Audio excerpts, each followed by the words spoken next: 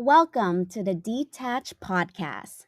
You know that feeling when you're absolutely crushing it at work, but then you walk into your own house and suddenly you're negotiating with a 6-year-old about vampire costumes like your professional life depends on it. Let's be honest, competence doesn't always transfer neatly. That cognitive split, that weird identity crisis where the same brain operates completely differently depending on which door you walk through, that's the human condition colliding with the performance mindset. And it's exactly where the detached parent lens comes in. My work has always been about this gap, the fragile space between professional excellence and household chaos. Today's episode explores what happens when you try to optimize love like a business problem. This is a story of systems, socks, and the limits of optimization, and ultimately what it means to shift from mastering problems to simply mastering presence. So lean in.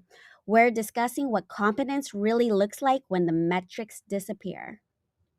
Today, we're wrestling with something I think a lot of high performers feel.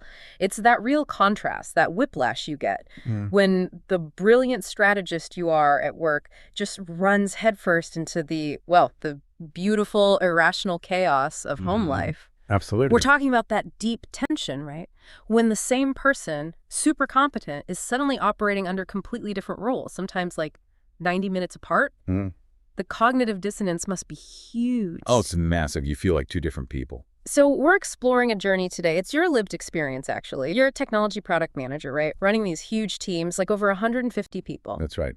My whole world professionally is built on systems, scaling, optimization, Yeah, that relentless drive for efficiency. exactly. But then home life, that presented a totally different kind of problem, didn't it? One that, I guess, refused to fit into a neat sprint schedule. Refuse is putting it mildly. It actively fought against it. Huh. Okay. So the mission for this deep dive is really to explore that gap. The one between professional mastery and the, let's face it, necessary messiness of family life. We're tracking your shift, a painful one maybe, but rewarding. From trying to master love, like a project, to just mastering presence. That's it. That's the journey from optimization to just being there. And this whole thing seems perfectly captured in this one anecdote you shared, something we started calling the Tuesday morning paradox. It's such a jarring image. Can you set the stage for us? Tell us about that specific split screen in your morning. Just how different were those two operating systems? It's almost comical looking back, but it perfectly shows how absurd my mental state was. I remember checking the clock. It's a.m., and I'm literally sweating. Sweating, like rushing around. No, not physical exertion. Mental fatigue, because I am locked in this high-stakes diplomatic negotiation in my own kitchen with my 6-year-old. Okay, I'm intrigued. Negotiation about what? The topic, which he viewed as completely non-negotiable, was his absolute insistence on wearing his full Halloween vampire costume to first grade. Oh, wow. And, I need to emphasize, this was the middle of February. February, right. Not exactly vampire season. Not at all. And I'm there deploying every tactical negotiation skill I'd use in a quarterly review with executives. Yeah. I'm framing the issue, as a trade-off. I'm anchoring my position on weather appropriateness. I'm attempting these sophisticated de-escalation techniques. And how's that going over with the 6-year-old vampire? Failing. Right. Spectacularly. All over a cheap polyester cape and a pair of plastic fangs. It was humbling. Hold on, you said framing and anchoring. For, those of us who don't professionally negotiate with 6-year-olds, can you give an example? How do you try to anchor a kid who just wants bat wings? Okay, yeah, it sounds absolutely ridiculous now, but I remember trying to anchor his, desired outcome, the costume, to a compromise I'd already mentally mapped out. I actually said something like, look, the optimal path forward is standard school attire. However, I think I actually said, recognizing your strong preference for this particular ensemble, I am prepared to negotiate away from my optimal position. Oh, my goodness. We could agree on the black pants, maybe the boots, provided we anchor the cape and mask component to, say, a Friday allowance disbursement. You used allowance disbursement. I used professional bargaining language. And he just looked at me completely deadpan and said, Bartholomew the teddy bear says no deals, only capes. Bartholomew the teddy bear shut down the negotiation. Bartholomew has veto power, apparently. The system, my entire professional framework, was utterly useless. Wow. Okay, so that's 7:45 a.m. What happens next? Right. So fast forward just an hour and 15 minutes. It's not on the dot. I've somehow navigated the school drop-off, probably still slightly twitching from the cape debate. I've done the quick change into a suit in my office bathroom. The superhero transformation. Pretty much. And there I am, leading this crucial CEO meeting. And I'm not just like sitting there passively. I'm actively presenting complex quarterly metrics. I'm fielding these really high-stakes questions about international scaling risks. And I'm doing it all with, complete confidence, total preparation, absolute composure, the picture of corporate competence. That Tuesday morning paradox, it just perfectly highlights this fundamental misalignment, doesn't it? Yeah. Same brain, same person, 90 minutes apart.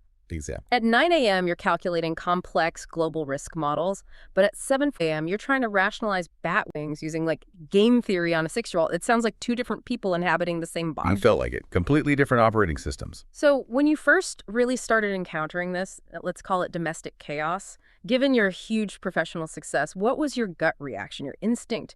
Did you immediately try to fix it using those tools, the optimization, the systems? Oh, absolutely, 100%. My entire professional identity, and let's be honest, probably a good chunk of my ego, it was all built on this core belief that chaos is just, it's just an unoptimized system. Right. A problem waiting for a framework. Exactly. If you just apply the right framework, define the metrics clearly, establish scalable processes, any problem could be solved or, at least mitigated significantly.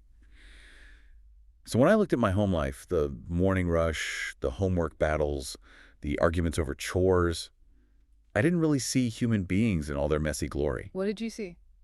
I saw a dysfunctional project, one that desperately needed a better manager, obviously, in a massive restructuring effort. I saw an efficiency problem that I was, frankly, uniquely professionally qualified to solve, or so I thought.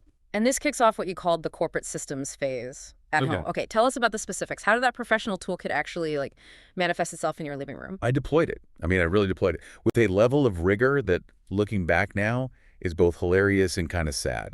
I wasn't just aiming for marginal improvement. I wanted a 10x improvement in home efficiency. So I started by building these incredibly elaborate chore charts. Okay, chore charts. Pretty standard. No, these were not your cute little magnets on the fridge. Think. Project plans. Detailed. They came complete with quantifiable metrics for task completion. We used a star system, sure, but those stars map directly, and I mean directly, to an established escalation procedure. If performance dipped below, I think it was an 80% completion rate for 2 consecutive weeks. I have to stop you. An escalation procedure for chores. What did that even look like for, say, a 6-year-old who kept forgetting to put their shoes in the, quote, assigned shoe zone? Did you put them on a performance improvement plan? Effectively, yes. It's not even far off. Stage 1 of the escalation was a formal written warning. You're kidding. Written. Drafted on specific colored paper, detailing the deviation from the established baseline performance. Stage 2 involved loss of privileges, which, in my corporate jargon, I framed as the temporary suspension of access to non-essential resources, like screen time. Wow. I genuinely treated my spouse and my children like project stakeholders whose performance required constant monitoring and course correction. And the family meetings, you mentioned those too. Oh yeah, formal family meetings, which naturally were always run with a strict pre-distributed agenda, set at 24 hours in advance. Of course. We tracked action items rigorously in a shared document. We assigned explicit owners for everything from taking out the garbage to locating the perpetually missing library book. Every decision was documented with follow-up timestamps and expected completion dates. Okay, I have to ask this. When you rolled out these formal metrics-based family meetings, the escalation procedures, how did your spouse react to suddenly being treated as a, quote, co-stakeholder in Project Family? That's a huge cultural shift for a home environment. Yeah, it was. The reaction was interesting. It wasn't open rebellion initially, more like a slow burn of frustration, often kind of masked in silence, or maybe some very dry humor, which, of course, my systems brain initially misinterpreted as compliance or, tacit agreement. You didn't pick up on the sarcasm. Not effectively. Yeah. My spouse definitely tried to point out, gently at first, that the goal of a family meeting wasn't necessarily about assigning action items and tracking deliverables. It was maybe about, connecting emotionally. sharing our days. Radical idea. Right. But my brain, totally stuck in its framework, just logged that. It logged it as a stakeholder preference change request that needed to be, factored into the agenda structure for the next meeting. Oh, dear. I was so utterly convinced that my system was objectively superior, more efficient, better, that I honestly dismissed any emotional pushback as just irrational resistance, standard change management, friction, something to be managed, not learned from. You were managing your family like a difficult software rollout. Pretty much, yeah. I even tried to over-optimize the good parts, the connection itself. I was trying to ensure we were hitting our KPIs for emotional bonding. KPIs for bonding? Yes. I created this incredibly complex shared Google Calendar. It was color-coded down to the minute. Specific blocks reserved for, and I shudder to say this, scheduled fun time. Scheduled fun time. Yep. We literally had blocks like Thursdays marked as mandatory, unstructured, joyful engagement. Because my own self-generated metrics, I was tracking this stuff, suggested we weren't hitting our, quote, mandated quality time targets. I was trying to schedule spontaneity, put it on a roadmap. The sheer absurdity of scheduling spontaneity. It's brilliant in its failure. Okay, this brings us to that critical language failure moment. You mentioned bringing corporate speak home. Tell us that story again, the one with your 8-year-old, the room cleaning refusal, and how your brain just defaulted to, performance review language. Ugh.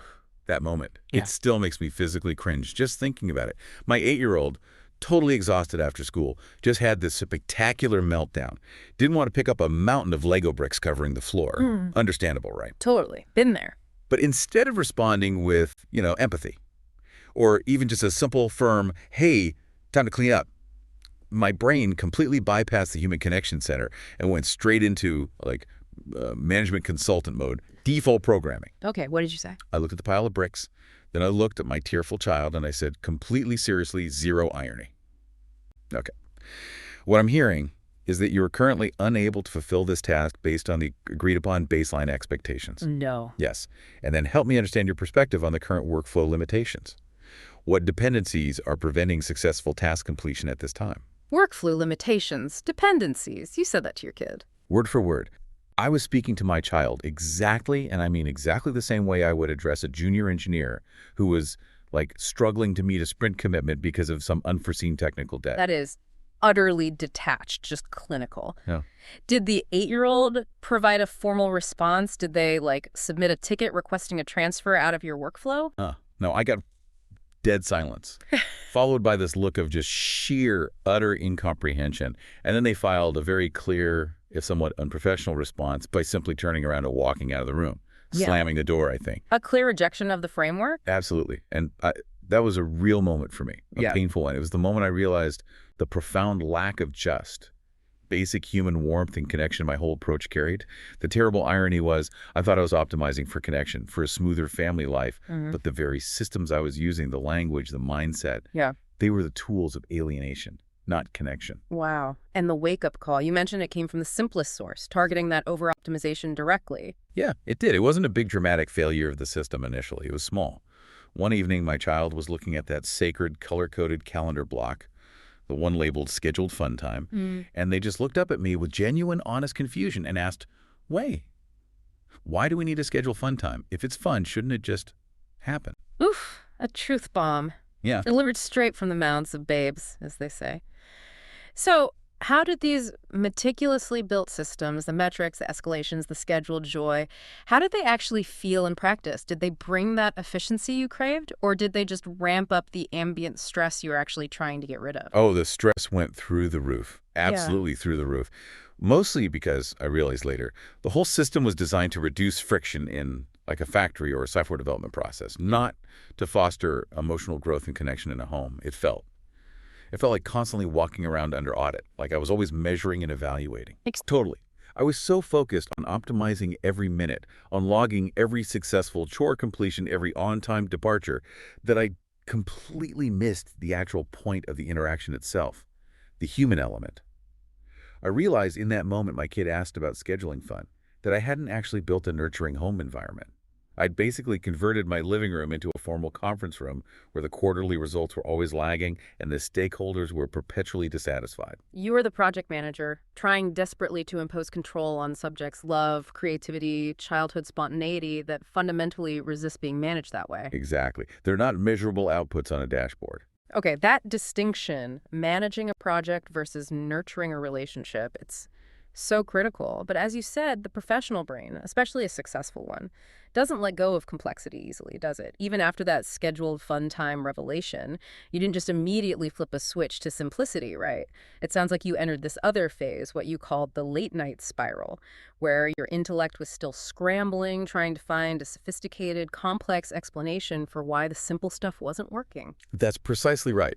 My professional mind, the part of me that honestly thrives on tackling really complex, large-scale problems with multi-layered, elegant solutions, it just refused point blank to accept simple, human answers for the failures at home. Why do you think that is? It fundamentally assumed that if the problems, things like the constant bedtime battles, the weird clothing choices, the meltdowns, if they persisted despite my brilliant systems, then the real solution must be hidden.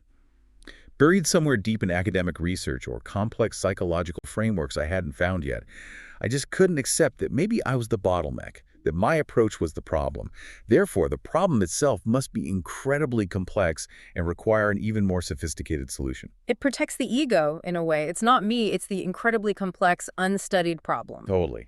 And this led me to focus insane amounts of energy on, well, trivialities. Let's talk about the specific battle that became your Everest, as you put it, the one that consumed massive amounts of energy, the recurring bedtime socks negotiation. That seems like the perfect, tiny, low-stakes hill for a high-performance manager to ironically choose to die on. Oh, the socks. Yes, that was my personal domestic nightmare, a nightly war of attrition. Every single night, the same battle would commence. My children, particularly the younger one, would just flat out refuse to wear socks to bed. Okay. Seems simple enough. You'd think.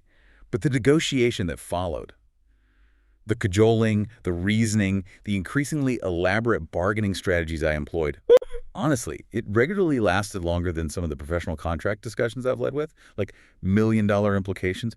It was utterly exhausting, draining. And what was their reason? The kids' reason. The simple answer was provided. Yeah. Every single time.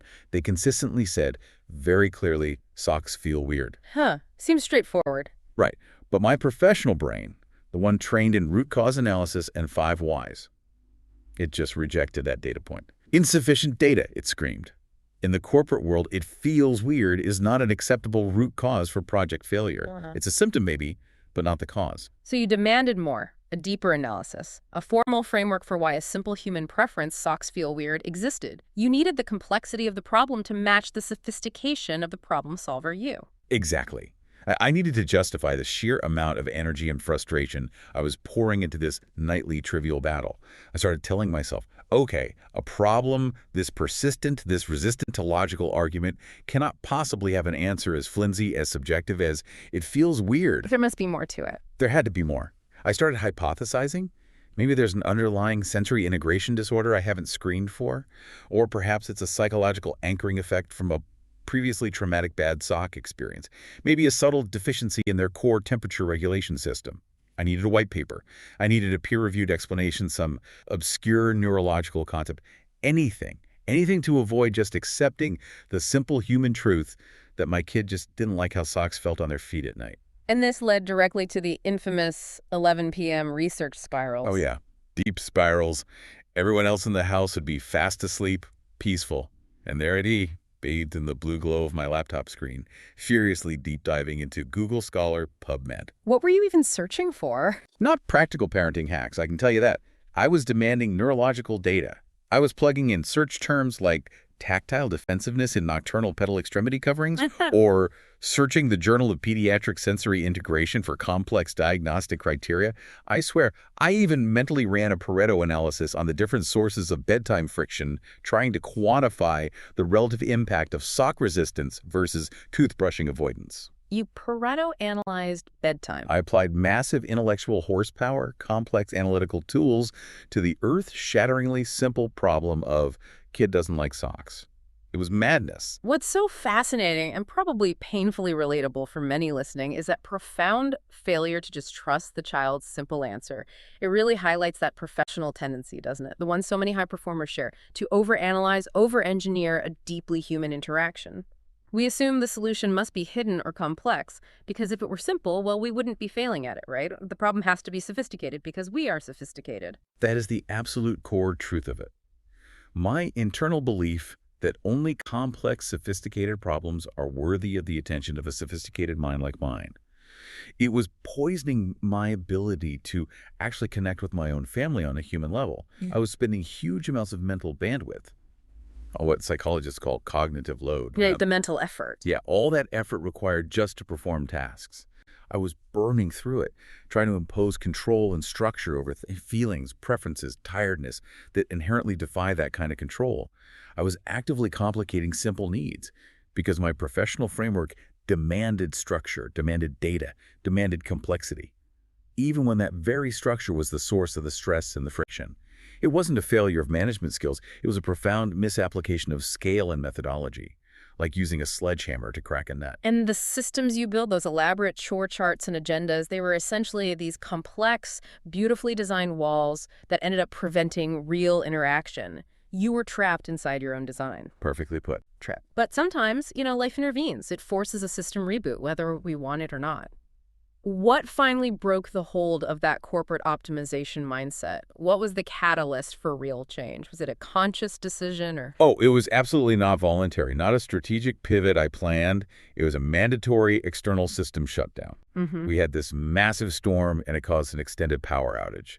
Took out our entire neighborhood grid for almost 36 hours. 36 hours. Wow. Okay. Everything just died. The Wi-Fi went down, obviously. All the devices, phones, tablets, laptops, drained and became useless bricks.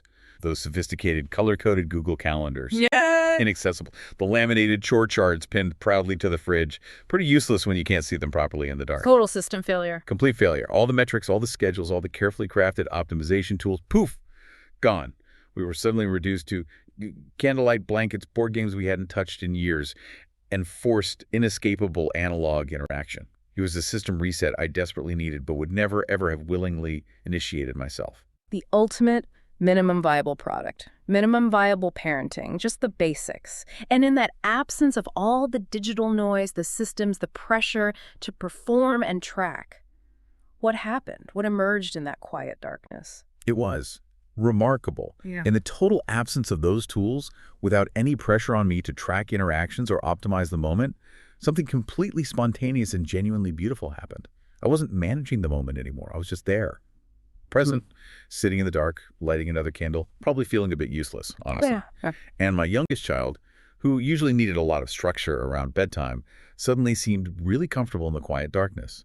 And they spontaneously started sharing this incredibly elaborate, detailed fantasy world they had apparently been carrying around silently in their head for months. Wow. What was it?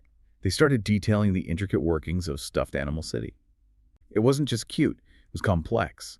A whole functioning society, apparently, complete with a penguin mayor named Mayor Percy. Mayor Percy the penguin. I like it. Mayor Percy, who, I was informed, ran on a strong platform of increased access to soft treats for all citizens.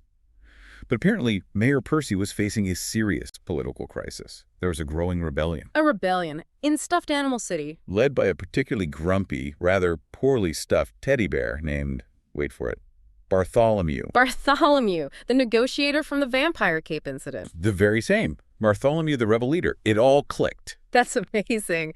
So Bartholomew wasn't just anti-deal. He was leading an insurgency. What were his demands? It sounds far more compelling than most of the professional crisis simulations I've run, frankly. It was incredible. For maybe an hour, I just sat there completely captivated, listening. I heard all about the specific infrastructure problems facing Stuffed Animal City. Apparently, the cotton stuffing distribution was inequitable. I heard about the rival political platforms, the deep history of the stuffing wars that led to the current tensions, and the core rationale behind Bartholomew's demands. He wanted, and I quote, softer stuffing for veteran bears and more equitable access to clean socks. Ironically. Clean socks. It always comes back to the socks. Always. But the insight, the really deep insight I got from that moment, it was staggering. It hit me like a ton of bricks. This was the first time in months, maybe longer, that I was just listening, purely listening. No agenda. Zero agenda. There was no analyzing the narrative structure for hidden behavioral cues. I wasn't looking for a teaching moment I could leverage. I wasn't trying to optimize the story into a more structured or efficient bedtime routine. There was no mental metric running for Stuffed Animal City engagement levels. I wasn't performing parenthood, which I suddenly realized with horror is exactly what I'd been doing for years. trying to get it right, hit the marks. And instead, Instead, it was simply being present in the dark with my kid and a penguin mare and a revolutionary bear. you removed the systems, the layers of optimization and analysis, and the true complexity, the genuine human connection, the imaginative world. It just flourished immediately, like clearing away weeds. Exactly that. What I had utterly failed to achieve through every metric, every color-coded calendar entry, every workflow diagram, that feeling of genuine connection, that easy flow state with my child, it happened instantly, effortlessly, the moment the systems were forcibly removed. That power outage was probably the most effective systems architect I've ever encountered in my life because it forced the realization. The systems were the friction. They weren't solving the problem. They were the problem. That's a huge shift.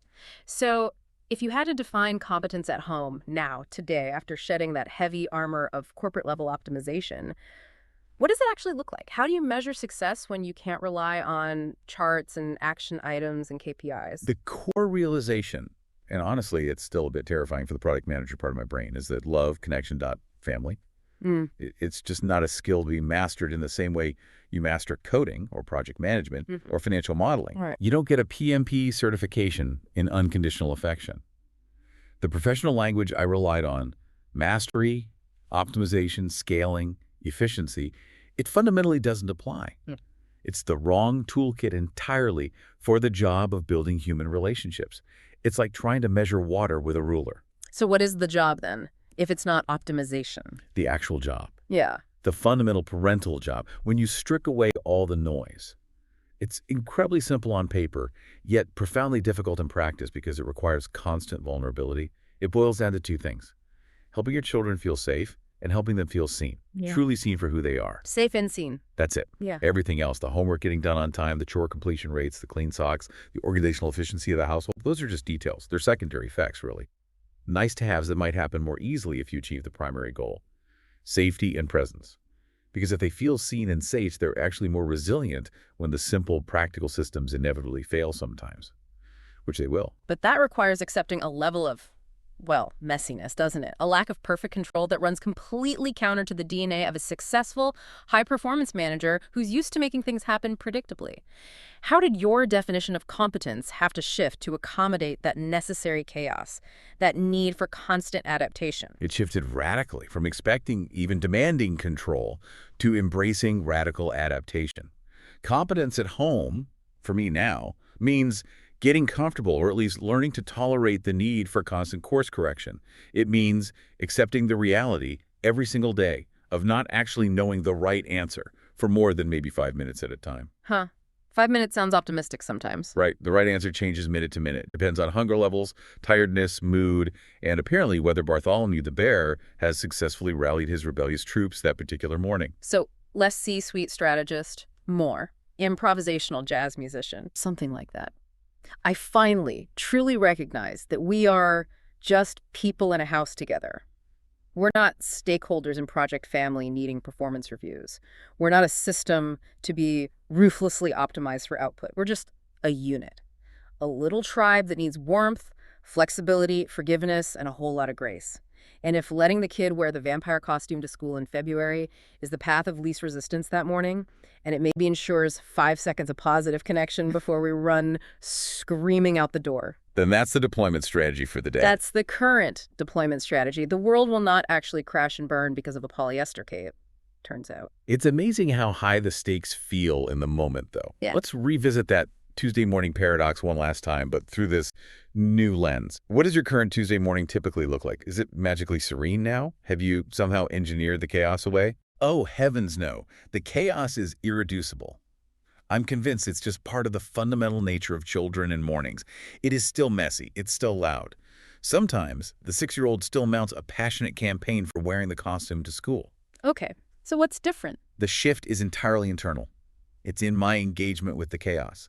I'm no longer standing there, clipboard in hand, trying to negotiate the terms of the workflow or optimize the exit strategy. Now I'm much more likely to be found engaging in these serious philosophical conversations about, say, the aerodynamic feasibility of sending a penguin astronaut to Mars, or the complex socioeconomic drivers behind Bartholomew's teddy bear rebellion.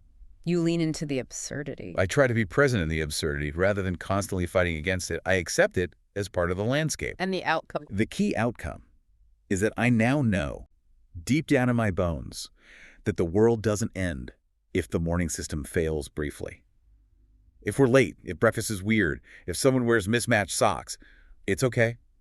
The real KPI for the morning isn't some perfectly optimized, metric-driven, stress-free drop-off. It's, did we connect? Even for 5 seconds. Did we laugh before running out the door? That's the win now. That sounds like an enormous reduction in internal pressure, just letting go of that impossible standard. And you mentioned earlier, quite surprisingly, that this acceptance, this surrender of the need to perfect the home environment actually had a positive, unexpected feedback loop into your professional world. How does letting go at home actually make you better at work in a strategic sense? That seems counterintuitive. It really does sound counterintuitive, doesn't it? But I perform significantly better at work now. My professional focus, my clarity, my effectiveness, it's noticeably increased. And I'm convinced it's because I am no longer carrying that intense, draining background stress of constantly trying to perfect the inherently unperfectible home environment. How so? That constant low-level hum of anxiety, worrying about managing every variable at home, optimizing every interaction, preventing every meltdown that was consuming a massive chunk of my cognitive capacity, my processing power, the mental effort required for deep strategic planning, complex decision-making, critical thought at work. A lot of it was being siphoned off by the impossible project home. Makes sense. So once I finally accepted that home is primarily a space for adaptation, safety, connection, and love, not a system demanding ruthless efficiency, that background mental noise just vanished, or at least quieted down significantly. I genuinely have more clear processing power available now for genuinely complex professional problems I face, because I'm not secretly spending my 11 p.m. energy researching hypothetical sensory integration disorders related to sock preferences. You freed up the RAM. Exactly. I bring a much calmer, more adaptable, frankly, more human mindset into the boardroom now. And ironically, I think I learned that adaptability, that comfort with ambiguity, from letting go of control at home, from accepting the unpredictable emergence of the unexpected, like a stuffed bear rebellion suddenly dominating the morning meeting. It actually made me a better crisis manager at work, I think, because I became fundamentally more comfortable with the core idea that not everything can be controlled, only responded to with presence, flexibility, and maybe a little bit of humor. That is the core operational lesson here, isn't it? We started this deep dive looking at that jarring contrast, high professional competence running into domestic chaos. And we followed your really insightful and very human journey away from the chore charts and workflow analysis towards penguin mayors and the power of simple, unengineered presence. It's been a journey, for sure. And the central insight here, I think, for you listening is this. Your capacity for truly high performance at work might actually require letting go of the demand for that same level of control and perfection at home.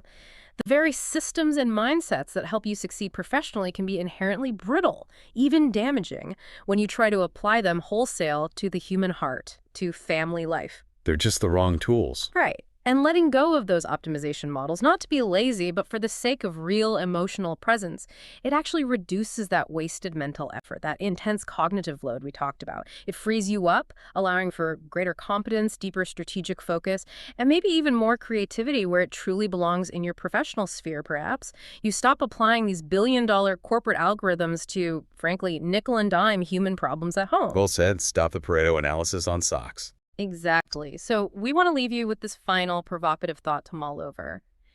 Can you identify one area in your own personal life, maybe with family, partners, friends, even yourself, where you are currently searching for a sophisticated, high-level, maybe even framework-driven solution to what might be a fundamentally simple human problem, like a feeling of disconnection or a small persistent conflict or just something that feels weird? What would happen if you decided, just as an experiment, to trust the simple, immediate human answer for a change? If you stopped trying to optimize or analyze that conflict or feeling into submission and just allowed yourself to be present in the mess, listen without fixing, and see what emerges, just like sitting in the dark, listening about Stuffed Animal City, what might you discover?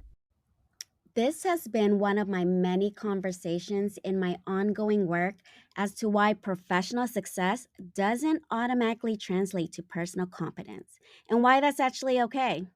When competence is stripped of metrics and performance, it often looks like something far simpler: listening, presence, and letting the mess exist without trying to fix it.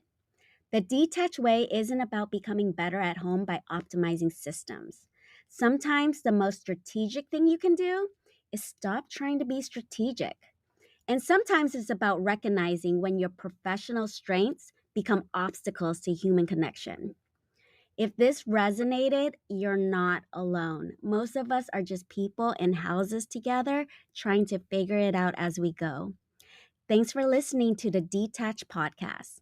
Until next time, rescue less and let presence do the work.